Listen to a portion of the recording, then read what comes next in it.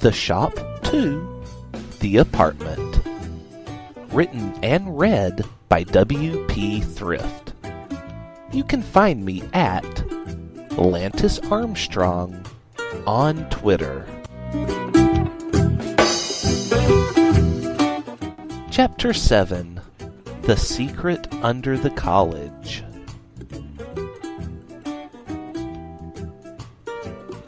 The large office Liquid entered into was decorated with golden statues expensive enough to buy a whole other college campus by themselves if they were hawked off. They were busts of figures well known to the people in ancient history, but all of them completely unknown today, lost to time. The carpet was thick, having been made from woolly mammoth fur. The polished shelves, made from extinct prehistoric trees, contained nothing but copies of books believed to be lost to time during the great book burnings of the Crusades 1,000 years ago. The desk was the centerpiece of the room, which was flanked by large diamond-encrusted golden statues of 4 men on horses. The desk appeared to be made of marble, but was in fact made of an incredibly rare gemstone, an enormous chunk of it drawn out from the earth's core as one gigantic, solid chunk, which was painstakingly chiseled by several generations of enslaved orphans into the desk he saw today. Sitting in a comfy chair made from Tyrannosaurus leather behind the desk was the president of the college, Alcyone, who looked down at him as he approached, despite sitting lower than his height. Her small-rimmed glasses pushed down to the end of her nose, and a copy of Dante's Divine Comedy in her hands, which she placed a cashmere cloth bookmark in before putting it down, and so mercifully granting him the smallest bit of her attention. "There's been a slight setback," Liquid informed her. "Earlier today, one of our bases was annihilated, the outer price low. I initially believed Miss Peacock had detonated it herself in desperation, and so she was executed for taking such dramatic measures, and still failing to eliminate her mark. But I now know that it was Bowman himself who destroyed the store. My apologies, Your Majesty." "Never mind that," Alcyone said. "Miss Peacock was a failure, no matter the specifics. Do not trouble yourself over her loss. So, do you have anything else to report, or did you merely come to relay such petty news that I was already aware of?" Liquid grew nervous at that. I'm sorry. I should have known that you would have already heard about it. Of course, a store blowing up in the middle of town was probably all over the local news. I should have thought. "You should spend a great deal more time thinking and a great deal less time speaking, I would imagine," Alcyone interrupted him. Liquid fidgeted. Alcyone, the great immortal goddess queen, always sent chills down his spine with her cold glare, which revealed a deeper intelligence than any mortal scholar could ever possess. A brilliant mind, incapable of forgetting the past, spending eons doing nothing but studying, learning. She would have been a terrifying individual even if she didn't possess freaky psychic powers, which she very much did. He had to take several deep breaths before he could continue speaking, his fear of her slowing down his thinking to a crawl. This did not escape her notice, but she politely allowed him to compose himself. She was used to people having trouble speaking when in her presence, and if she got mad at all of them for it, her heightened blood pressure might just shorten her immortal life. "I also need to speak about the XP projects." Liquid finally mustered up the energy to speak again. "Without Miss Peacock, we're left with a hole in our defenses." "It's finished," Alcyone replied simply. "What?" Liquid asked. Alcyone glared. Do not make me repeat myself. I'm just confused is all. Do you mean that they're fully operational? What did I just say? It's finished. Oh, right, then they're, finished. Alcyone pinched the top of her nose, squeezing her eyes shut. I'm sorry. Liquid stuttered. Right, of course. I understand. So, we need Sam XP to take Miss Peacock's place straight away. We've been hunting for Solid for too long. But he should still be the easiest target over the oldest terrible child. Once he's been taken down, we can focus all of our efforts on Solidus. Then the prophecy can be fulfilled. That precious prophecy of yours better be right, Alcyone warned. I was only so inclined to believe it because of a tale once told to me by a fisherman from the village of Bethsaida. Otherwise, I would have assumed you as mad as anyone else living in this dreadful hell today, and I'd have never have allowed you to be speaking to me now. Liquid could be confident in this, at least. Trust me, Your Majesty. You'll not regret funding our organization. Biscuit Dye will force the hands of fate to enact the prophecy. Alcyone cringed at the thought of being associated with Liquid's silly so-called organization. Before gaining funding from her, the organization consisted of only him, a grocery store manager, and a high school lunch lady. Calling it ragtag was being generous. But her boredom and bitterness made the idea of an ancient, end-of-the-world prophecy sound appealing to her, at least enough so that she would try and see if it was true or not. Oh, speaking of our organization, Liquid continued, Beverly finally managed to get some time off from work, so she'll be able to join us shortly. You'll understand when you meet her. She means serious business. Alcyone did not react, so Liquid decided to do a bit more convincing. Did you know? She's the one that came up with our organization's name. Liquid said as though that were at all a good thing. Alcyone considered breaking his neck with a thought if he referred to it as our organization one more time. It came from an inside joke that started after his first time evading us years ago. Beverly had compared Solid to being as, well, solid as the school biscuit she cooks up. But, for real, you have to see it to believe it. Students have managed to break out windows with those things. No one can get through an entire biscuit without a mouthful of blood and chipped teeth. I've seen it myself, and Liquid noticed the perturbed expression on Alcyone's face, so he hurried along to his point. And so, not having a name for the youngest terrible child, we started to call him Solid, and I took the name Liquid, the opposite state of matter, and the perfect foil. Solid biscuit? Alcyone felt so stupid even saying that out loud.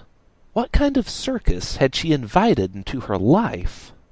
Perhaps you should excuse yourself now. There is much work to be done. Liquid flinched. He had been interrupted and didn't have a chance to get around to explaining how the organization's name itself came about. He was still convinced that this was a very clever story, if he could only get the whole story out. Alas, she didn't appear to be willing to hear any more. Of course. Thank you for meeting with me on such short notice, Liquid said. Wait, before I go, didn't you say that you would be looking into the, finer details of the prophecy more? I've recruited someone to assist with that, yes, Alcyone told him. But I grow weary of your presence. Make your exit now. Liquid quickly shrank back away from her. He nodded and then hurried out of the room. Alcyone hadn't been entirely honest with him. She had looked into her student's history with the initial intention of having someone intelligent enough to do worthwhile research into the prophecy, but what she found impressed even her, so much so that she couldn't imagine wasting this young student's life on such an inconsequential thing as Liquid had requested her to do. Instead, when she at last met with the student earlier today, she had sent her to research something a bit more personal. So no, she hadn't recruited anyone to help with Liquid's efforts. Amy, the brilliant young mind, as embittered with the world as Alcyone herself, would be spending her time and energy elsewhere. Alcyone had never met someone with as strong of love for books as Amy, and what really impressed her was the young lady's memory. She recalled nearly everything she read to the letter. Here, in the South, Alcyone rarely came across literate individuals, let alone geniuses. Alcyone was far more excited to see what fruits her teaming up with Amy would bear than she would ever be for whatever nonsense Liquid was trying to do. A week had passed, and the weekend was finally upon the inhabitants of the apartment. Peter took off with some work friends to go hang out at the beach, which is, of course, the swamp. You couldn't get a tan while you were there due to the overgrowth, but with enough mosquito bites you could still come back with bright red skin. With him gone, Radix was finally able to borrow the van and spend a Saturday out on the town. This, of course, meant that he had to talk Bowman into driving him around, and while convincing Bowman, Lantis happened to overhear the conversation and wanted to go too. So the trio loaded into the van and took off. Radix rode shotgun while Bowman drove, and Lantis sat on the floor in the back because there were no seats back there. There were, however, a whole bunch of knives and swords. Peter had stored them back there, but the trio could only guess at why he had done this, or where he had even gotten any of this from. Radix immediately decided that he would be trading those swords for far more useful katanas, as he had no money. The rest of the blades he could hawk off for some money, so that everyone could actually have a real meal for a change. At the flea market, their first stop, Radix picked up 2 shiny new katanas. He named them Gyoro and Arurun, and then placed them away. They were hidden on his person, but completely undetectable to the naked eye due to the use of ninja magic. He may be rusty at ninjutsu, but he still recalled a few tricks. Lantis pocketed one of the knives Radix had planned to sell. His intentions were to trade it for a computer, the same way Radix had traded for katanas. But of course, one single knife wasn't worth nearly as much as that, so he ended up just keeping the knife. Now he had a knife and a gun on his person. It was as though he were subconsciously arming himself for some hidden danger that he couldn't consciously sense. That wasn't what was happening at all, of course. It was purely by happenstance that Lantis gradually grew more armed. After the flea market, the trio discovered that they barely had enough money to get coffee at a diner. As none of them were old enough to be fans of coffee yet, they drove back to the apartment, Lantis and Bowman considering the outing to be a failure, while Radix decided that he had had a little success.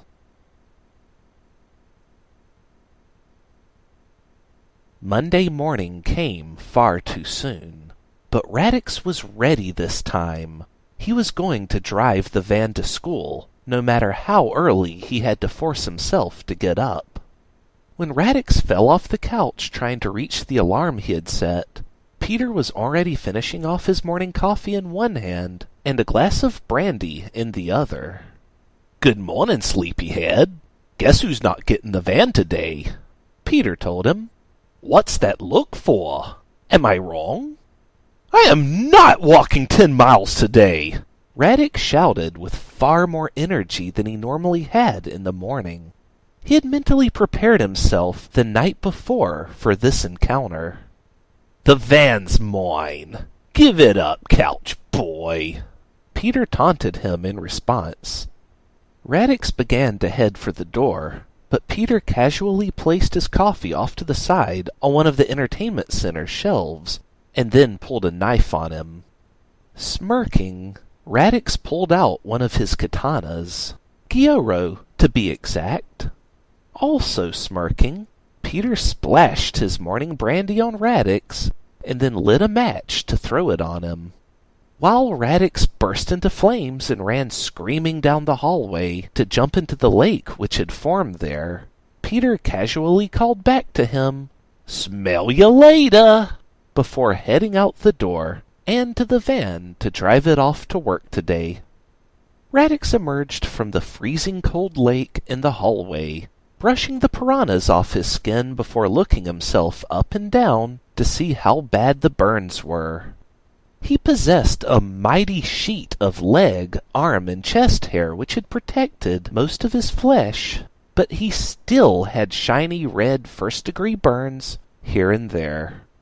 Groaning, Radix turned to swim back through the lake and arrive in the bathroom. Sweeney was in there with some victim who screamed out for Radix to help him. Radix ignored this, and the guy couldn't scream for much longer. Sweeney would still be using the bathtub for bleeding the guy out a bit longer, so Radix was only able to splash water on his face and take a whiz before clinging to the wall to crawl around it and avoid falling in the icy waters below again. Dropping down off the wall into the living room and putting on some fresh, uncharred and unsoaked clothing, Radix headed out for school.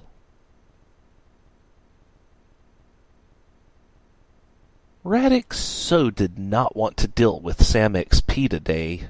He was so sick of shit trying to kill him. But he did have his textbook this time, so hopefully he would be spared. There were several survivors from the last class returning again today with their textbooks. Radix had to admit it was a crude but effective way to convince students to be prepared. For a frightful moment before opening the door to his classroom, Radix worried that Amy would still be missing. He didn't have her in any of his other classes, Tuesday through Friday, so this would be his one and only time seeing her. If she's permanently being used by the college for Lord knows what else, then she may have even dropped this class to do something else on Mondays. But soon as the door was open, Radix spotted Amy sitting back in her desk, same as last time. He rushed over to take a seat beside her, and this time she actually reacted to his energetic approach.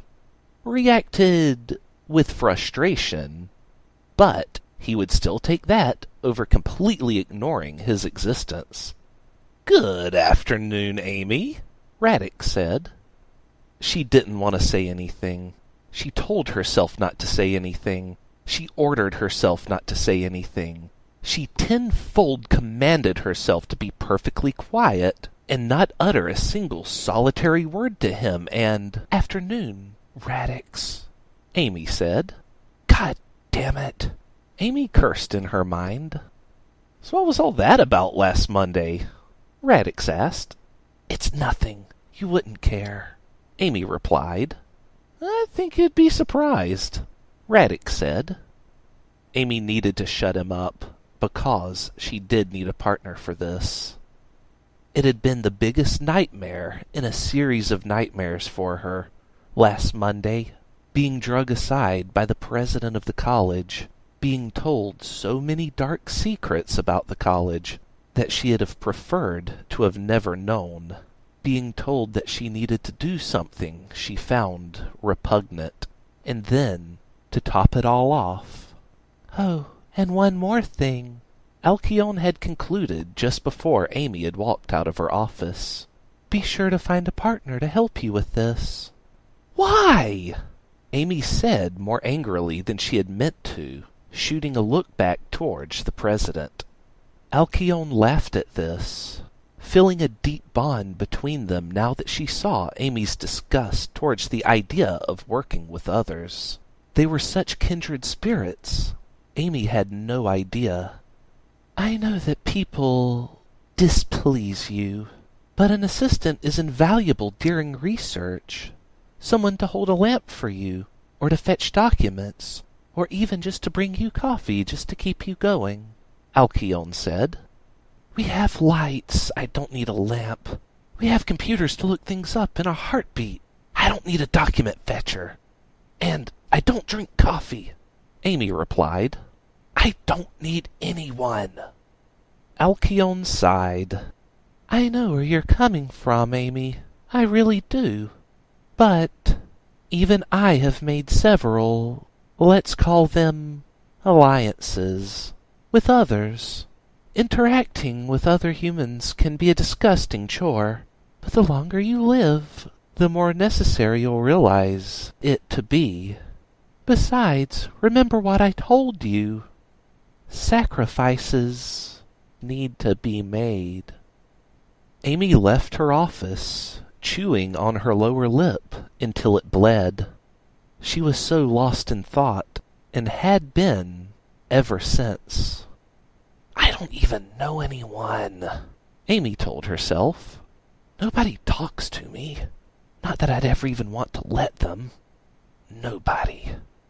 Radix returning again today reminded her that that wasn't true. I may have to kill you. Amy decided to cut straight to the chase. Oh, come on! Am I really that annoying? Radix asked, a little hurt. No, well, maybe, but it's not that, Amy said. Alcyone wants me to research a monster that lives under the school. There may come a time when I need bait for this. Bait which I will not treat like it's human, even though it needs to be, because it needs human intellect, which enables someone to see danger and still not flee from it. No animal is so stupid to do this, so humans are required. Do you understand me? I have to leave now to research the monster. You will not follow me, or you will have to die. That had to settle it, Amy was certain. She had spelled it out as clearly as she possibly could. If he wants to continue speaking with her, he would have to throw his life away. She was certain he had never believed someone as rude and off-putting as she went out of her way to be could possibly be worth bothering with at this point. She fully expected him to get up and walk off, to find another seat, to never bother with her again. Yeah, that's fine, Radix replied. Amy's eyes went wide. It was the most expressive she had been in years. Oh my, Amy said. I must have misspoke. Did I not expressly state that your life is forfeit if you continue along this path? It's whatever, Radix replied, shrugging. You know, I have faced some pretty terrible bullcrap in my days. Besides, bait doesn't have to get killed. I might live, no tellin'. But what I'm really interested in is this research you've mentioned. I mean, I'm sure it could help you out with it. Amy laughed, feeling so sorry for him. There was just no way he could understand the depth of what her words meant. The poor guy, he must be so confused. She knew she had to end this. Do not think yourself on my level, Amy said, specifically talking that way to try and be as off-putting as possible. Let me ask you, what is the painting of Franz Zephyrin, created in 1994 and featuring a decapitated man holding his own head in possession of a third eye, depict? And that was that. Amy was certain. He'd hear her words, have no idea what she was getting at, and have to admit that he was too intellectually inept to ever possibly be of any help to her. Radix scratched his chin. Are you talking about the death of Toussaint Louverture, leader of the Haitian Revolution in 1803? Amy groaned. Drat, there must have been a TV show about that which I'm unaware of. Okay, let me try again.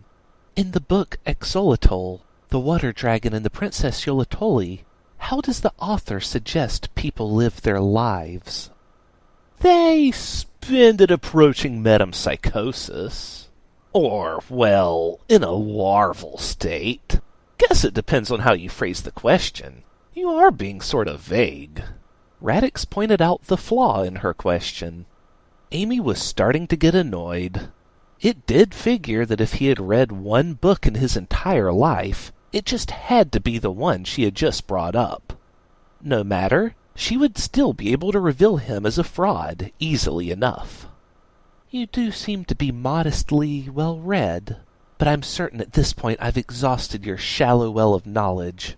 Allow me to further ask... Amy, what does any of this have to do with what you're researching? I'm just not seeing any sort of common threads here, Radix said. Maybe you're right. Maybe I am a bit dense. Are these just random questions, or are they all tied together in some existential way that I can't grasp? The way he questions himself. Amy's mind recoiled. He has true self-doubt, while clearly being learned. I don't understand it. Could I have been wrong about him? Amy assumed their conversation would have to end now, as the professor was entering the room, just as late as he was on the first day.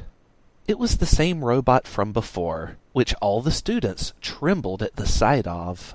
She realized, again, that she was wrong, as Radix continued to try and ask her about the research, not at all caring that it was time for class. We can continue this discussion later. Amy snapped at him just to shut him up. She was dumbfounded by just how happy of expression he gave her after this, until she realized, damn it, I just promised him a further conversation later, didn't I? Adding to her problems, she could now barely focus on anything the professor was saying. She kept thinking back to what Alcyone had told her at the beginning of their conversation last week. I have recognized a great intelligence in you, Alcyone had said, but greater than that is your hatred for mankind. This fire in your heart you feel, this resentment. You could stomp out their lives just as easily as throwing away the trash, yes? But Alcyone was wrong about her. She didn't feel comfortable seeing anyone get hurt. She found people unpleasant, yes, but she didn't hate them. Not like that. As annoying as she found Radix, she still didn't want to use him as bait, even if he had volunteered. But this is perfect, Amy argued with herself internally. This lets me do precisely what Alcyone asked of me. If I can impress her, then there's no telling how far I might rise in academia. Amy had spent her young life working at the library, but of course, given a chance, she'd want to be a more important person than a librarian. She wanted to be a great scholar, a great researcher of lost knowledge. The only thing that had ever gotten in her way was her dislike for people. How she had always wanted to shrink away from the world and avoid ever being a part of it. It was a miracle she had even been able to talk herself up to going to the local community college, risking being around all these people in the classroom, just to slightly further her ambitions of being a scholar in this most mundane of ways. Suddenly, this tremendous opportunity had just been handed to her. How could she possibly pass it up? Wait, class, Sam XP said, abruptly halting the lesson he had just barely begun. I am being informed that I must depart at once. So for today, a substitute shall be deployed to replace me. Farewell. Sam XP left the classroom, and all the students breathed a huge sigh of relief. Except for Amy, who was still perplexed at why everyone was behaving this way. Maybe they found the subject matter to be too difficult, though that struck her as odd, as she had already read the entire textbook and didn't find any of the concepts overly complicated. Then it appeared Sam XP came back into the classroom, except a different paint job, blue instead of orange, revealed him to be a different robot. Attention, class! I am your substitute, Tom XP! Tom XP declared. Incorrect function! Incorrect function! Incorrect function! Exterminate! Exterminate! And then he began randomly blasting in all directions due to a malfunction, and the students all panicked and fled from the classroom, besides a few who were gunned down. And also, besides Amy, who was completely freaked out by this, and Radix, who was now shaking her shoulders to try and get her attention, wondering if it would be okay to slap her to snap her out of it, or if that only worked in films. What? Amy looked over at him, back in the present, before he had to make any decision. Oh God, what's going on? Come on! Radix hissed, and convinced her to drop down to the ground and move along behind the desks to avoid Tom XP's plasma blaster, while they hurried to the door to escape. Out in the hallway, Amy nearly fell over her own legs trying to make it to a wall to prop herself up. What the hell was that? She managed to gasp out between heavy breaths brought on by terror. So, since we're out of the classroom now, weren't we gonna talk about the research project that the president asked you to do? Radix noted. How could you possibly care about that? We nearly died. Amy shouted at him. It happens. Radix shrugged. But I don't get to talk to hot chicks every day, so yeah, this is new and exciting for me. Wait, shit, I probably shouldn't have said all that out loud. Amy needed some time to calm her nerves after nearly dying, and insisted they go report this to the front office to have them call the police. Radix really didn't like the idea of getting the cops involved, knowing that he would be arrested for plasma blasting the classroom, even though it was clearly the insane robot that did it. Amy called him stupid, saying that that would never happen. An hour later, Amy was explaining to the cops that it was the robots, not Radix, that had gone on a rampage. They finally decided to believe her and let Radix out the back of the cop car before driving off with him. But the officer still said that it didn't quite feel right unhandcuffing him. The cops didn't arrest the robot, however, saying that there was no evidence of its involvement in the crime. It just gonna have to remain another unsolved mystery at Cattailville, I reckon, one cop said. Unless, are you certain this guy didn't do it? He didn't do it! Amy shouted at the cop. After the police left, Amy apologized for all that, swearing nothing that had just occurred made any sense to her. You just gotta get out more, Radix told her. Books don't usually explain the nature of common folk, you know. They tend to stick to the special people in history. Both fiction and nonfiction do this. Amy resented the thought that her books hadn't taught her all that she needed to know, and wrote this whole incident off as an outlier. That was much easier than her admitting that she needed to reevaluate everything that she thought she knew. So, if you want, we can head to the library and begin researching the monster under the school, Amy said. For real? Radix felt such an overwhelming happiness surging up inside of him that he couldn't contain it. His giddiness made Amy very uncomfortable. So, to the Silver Pines Library, then? No, they don't have anything on that monster, Amy said. But the library at the college does. It survived the book burning of '85 completely intact. Alcyone herself protected it from the rioters back then. Gotcha, Radix said. And with that, the two of them headed off to the campus library to begin a long day of reading, research, and note-taking. The secret which lay buried under the college would soon be unearthed. That concludes Chapter 7 of The Apartment. Tune in every Tuesday for new chapters. If you would like to reach me, you can do so at Lantis Armstrong on Twitter.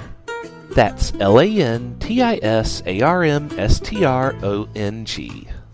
Thank you for tuning in, and we hope you'll join us again for next week's chapter, Showdown at the Circle M.